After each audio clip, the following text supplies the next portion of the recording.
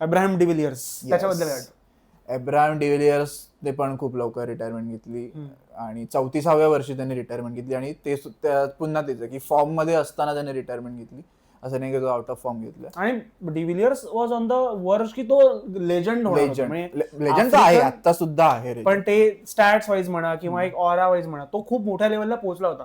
आणि डिव्हिलियर्स तो कन्सिस्टंट होता, त्याच्याकडे आय गेस 50च्या वर त्याचा ओडीआयचा ऍव्हरेज आहे, टेस्ट मध्ये पण त्याचा आय गेस 50च्या वर ऍव्हरेज आहे, आणि T20 टेस्ट मध्ये तो दोन्ही प्रकारे खेळू शकायचा. एक मला इनिंग आठवते इंडिया विरुद्धची, जे त्याने वानखेडेमध्ये खेळले, फाफ डुप्लेसिस आणि एबी डिव्हिलियर्सने पार्टनरशिप दोघांनी उभं राहून 200-250 बॉल मध्ये त्याने 17-18 रन 36 रन्स मारलेले आहेत. इव्हन त्याने सेम इनिंग ऑस्ट्रेलियामध्ये 2 बॉल खेळली होती. शिवाय तो पेसी पण खूप खेळायचा. माझ्या मते त्याच्या रिटायर होण्यामागे ते जे कारण आहे, ते जेवढं मला माहिती आहे वाचून व्हिडिओज बघून वगैरे, की आफ्रिकन क्रिकेटमध्ये जेव्हा ती पॉलिसी आली, तू आफ्रिकेचे जे ओरिजिनल वाले प्लेयर्स आहेत ते तुम्हाला 4 टीम मध्ये असायलाच हवे.